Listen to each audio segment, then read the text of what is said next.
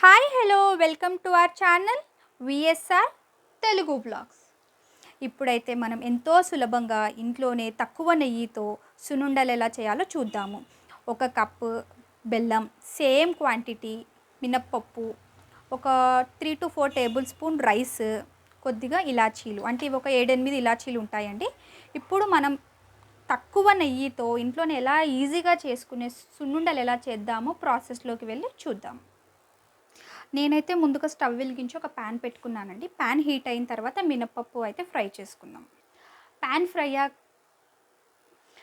Heat అయ్యాక మినపప్పు అయితే వేపుకుందామండి. ఒక 2 సెకండ్స్ ప్యాన్ అయితే హీట్ అవ్వనిద్దాము.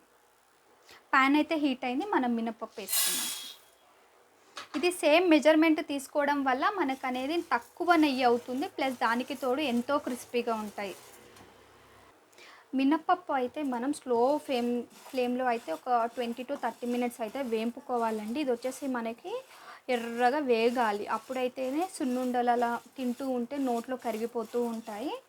అలా వేపుకున్న తర్వాత నేనైతే మీకు వీడియో అనేది కంటిన్యూ చేస్తాను. మనకి మినపప్పు బాగా వేగింది అని ఎలా తెలుస్తుందంటే మంచి స్మెల్ వస్తుందండి, అరోమా.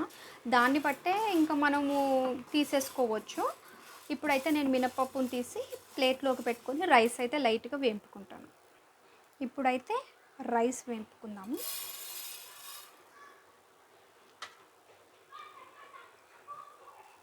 మనం ఓన్లీ మినపప్పుతో కూడా చేసుకోవచ్చండి. అలా చేసుకోవడం వల్ల మనం తినేటప్పుడు ఏంటంటే నోట్లో అంటుకుపోతుంది మినపప్పు.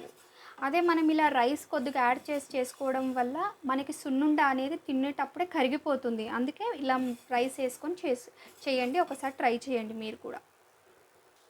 బియ్యం మనకి ఇలా వేగితే సరిపోతుందండి. ఇది కూడా స్లో ఫ్లేమ్లోనే వేపుకోవాలి.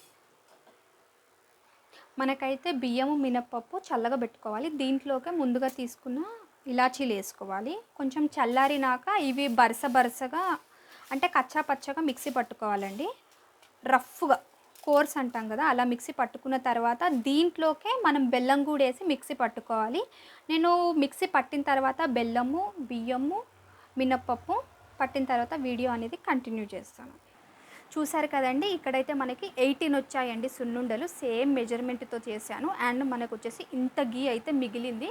మీరు కూడా సేమ్ క్వాంటిటీతో కనుక చేస్తే మీకు కూడా చాలా స్మూత్గా ఉండే సున్నుండలు వస్తాయి.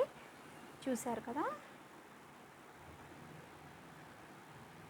ఇలా కనుక చేయండి, మీకు చాలా బాగా వస్తాయి. మా వీడియోస్ కనుక మీకు నచ్చినట్లయితే లైక్ చేయండి, షేర్ చేయండి, సబ్స్క్రైబ్ చేయండి. అండ్ పక్కనే ఉన్న బెల్ ఐకాన్ని ట్యాప్ చేయడం మర్చిపోకండి. Thanks for watching.